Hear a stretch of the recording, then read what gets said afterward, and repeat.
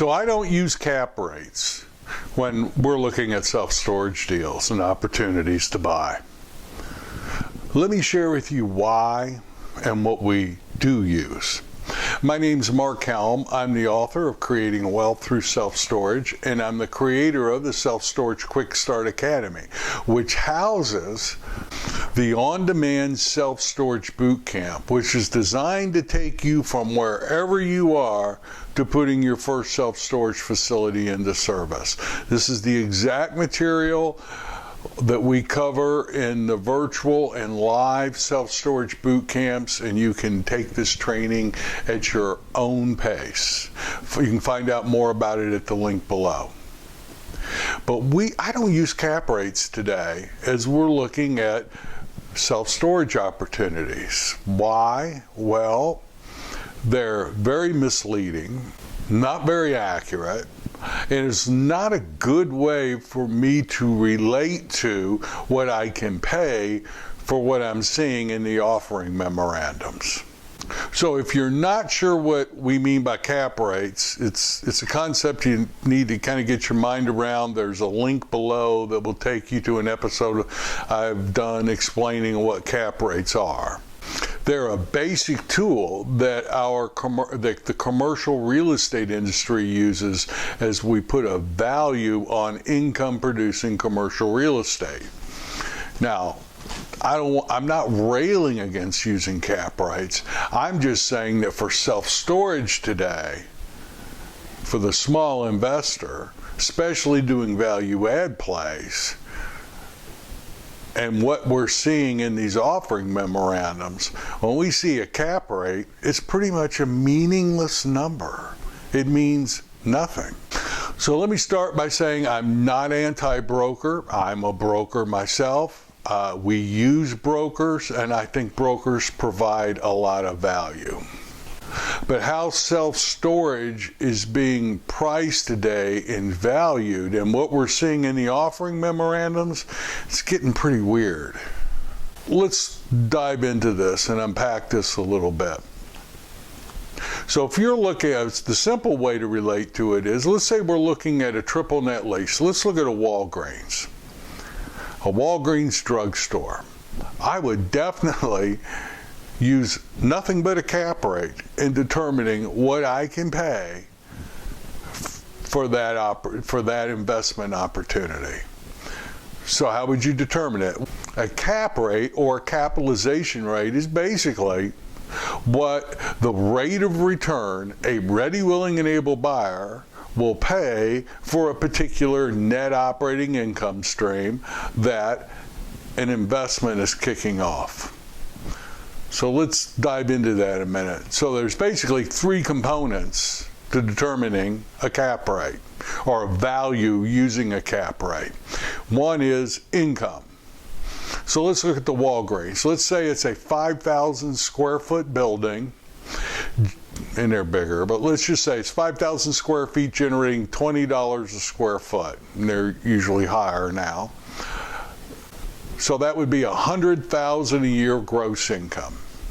Now it's a triple net lease, so there really are no operating expenses for the owner. So operating expense is zero. So the net operating income, or the net income that particular store or investment is giving a potential owner, is $100,000. Now, what kind of return, or what are people who are buying that product, what type of return are they expecting on that $100,000? Well, it's probably a little lower today. I haven't really looked at them in a while, but let's just say 5%. So the market is, or as an investor going to the mailbox or just expecting ACH deposits in my account, I would expect to pay a price on that $100,000 net operating income that would yield me a 5%. My capitalization rate for that cash flow is 5%, let's say. So what will I pay? Well, I'll pay $2 million for that Walgreens. Why? You take $100,000, divide it by 5%. That tells me I can pay $2 million and get a 5% return on that $100,000. Now let's consider using the same logic on one of these offering memorandums you see. So a broker will tell me it's listed at a 6 cap. Well, a 6 cap on what? Is that a 6 cap on last calendar year's profit and loss statement? Is it a 6 cap on the trailing 12? Is it a 6 cap on this year's annualized? I see all those. Every one of them are used. I've got an inbox with every one of those methodologies on an offering memorandum. Is it a 6 cap on a pro forma of what it's going to be in the future? So when I hear a 6 cap, my first question is 6 cap on what? And ultimately, it really doesn't matter whatever the answer is, because in today's world, the brokers are taking whatever the owner's numbers are and adjusting them to the market is the terminology. When we've listed with brokers, they adjust our numbers to the market.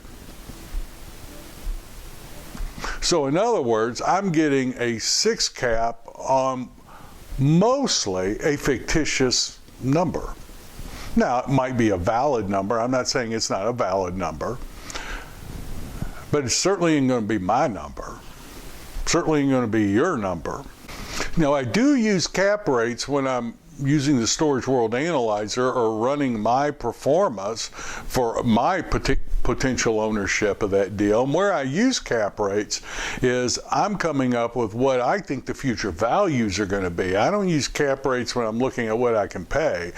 I'll use cap rates on what I think the future value is going to be. Now, I know those are estimates because I don't know what cap rates are going to be in the future. I usually make them 1 or 2% higher than they currently are today.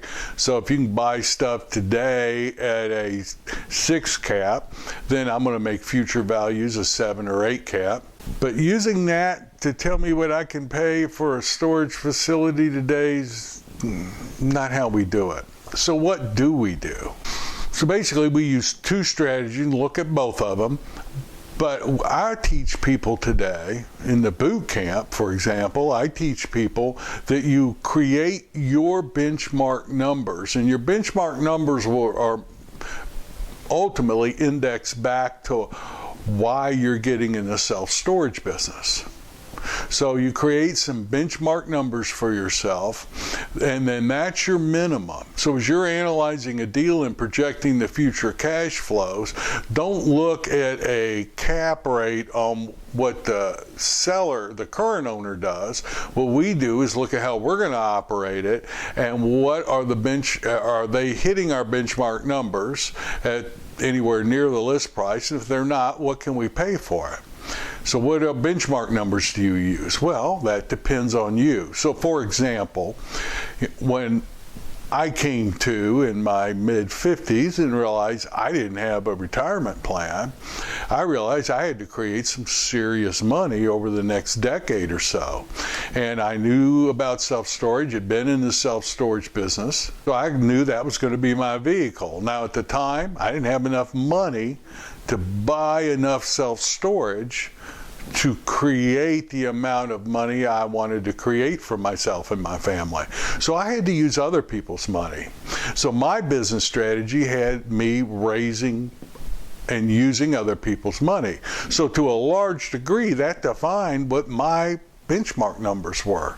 So in today's world, it was different when I started, but in today's world, if I'm using other people's money, that's generally going to cost me a minimum, let's say, of 8%, an 8% preferred return.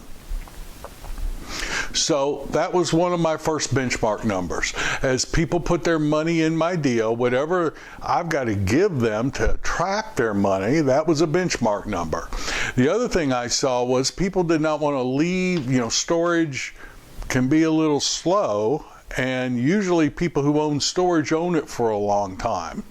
People who invest money in deals typically don't want their money tied up in a real estate deal for a decade. So I realized that I had to give them their money back, usually around 5 years, 4 years, 6 years, but somewhere in that 5-year mark, they had to get their money back. So that became another benchmark. There had to be enough value in the deal that I could refinance or sell the deal by year 5, make sure that they get their 8% cash on cash. I don't have to necessarily pay it all at once, but some of it may accumulate. But they had to get their 8% preferred return and get all their money back in 5 years. So those were my benchmark numbers as we started. And then I wanted to make some money. So as we analyzed the deals, those were my benchmark numbers.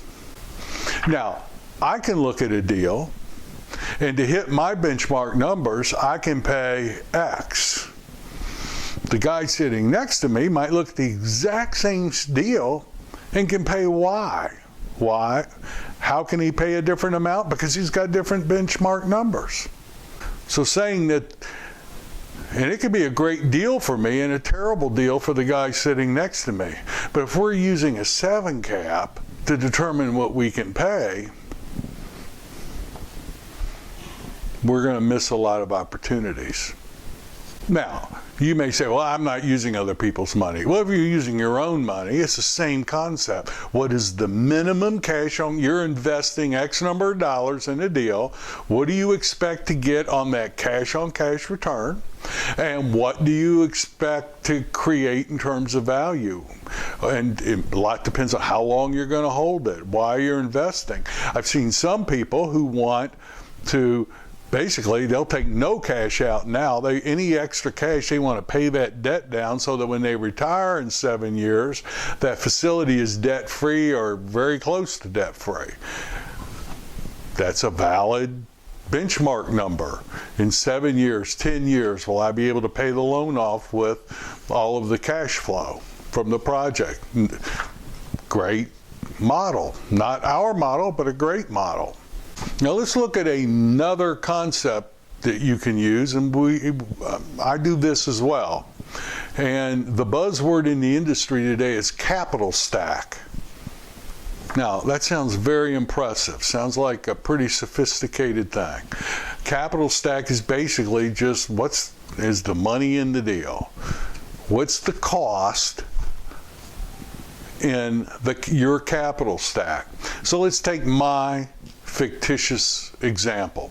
Let's say that I've got an 8% preferred return. Let's say I'm looking at a value add play.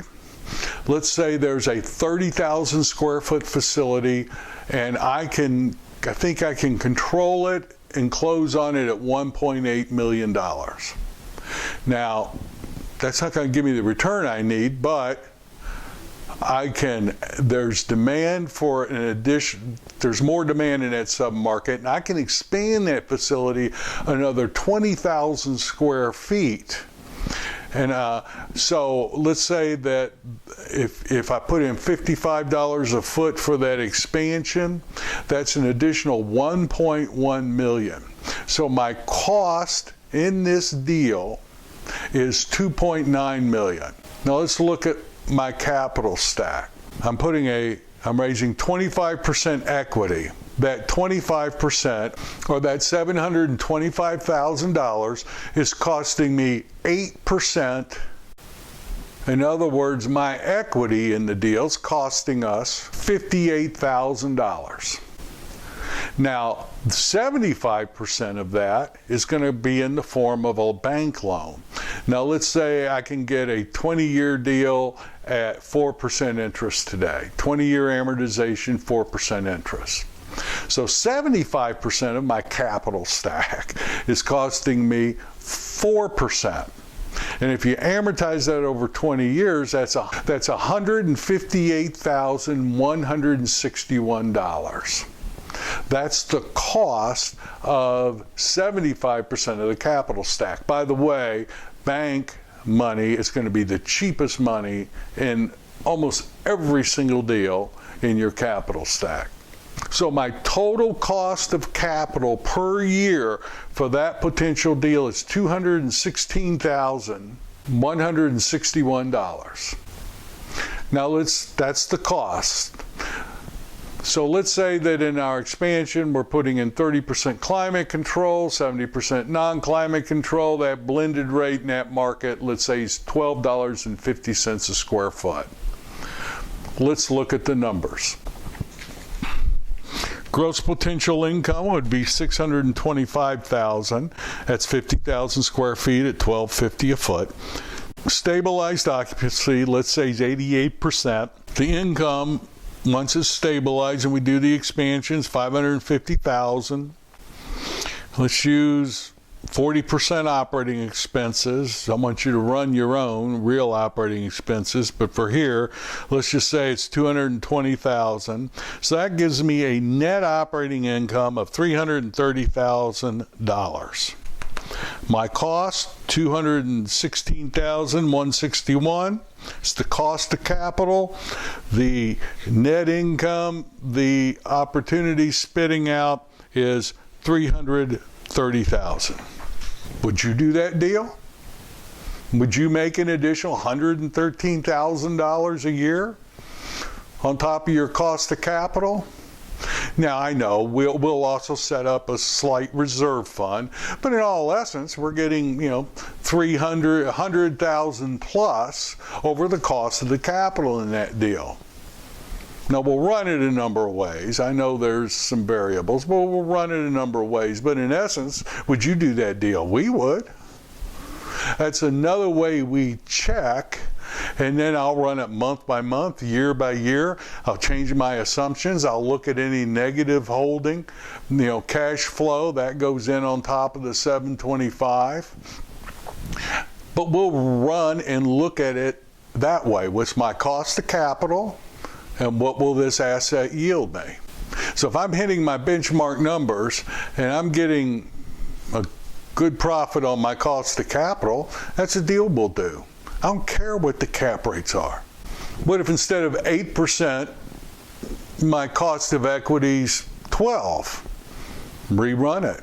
What if instead of $12.50 a foot, I can only get $8.25 a foot? Rerun it.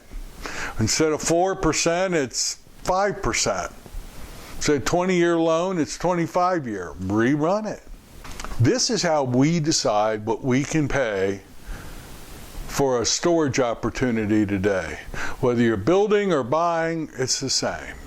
Now, I'm interested in your thoughts on this. Feel free to challenge any of my assumptions. I'm always open to learning a better way of doing business. And I've received a lot of good information from you, and I'm always open to doing it better. So thank you very much. I hope to see you on the self-storage road, and it's still the best investment there is, I think, for the small investor. My name's Mark Helm. I'm the author of Creating Wealth Through Self-Storage, and I'm the creator of the Storage World Analyzer, which is the analysis tool we use that are going to generate the cash flows as we look at, did we hit our benchmark numbers or not, and what's my total income and cost going in to this project. If you're not using it, I invite you to explore it.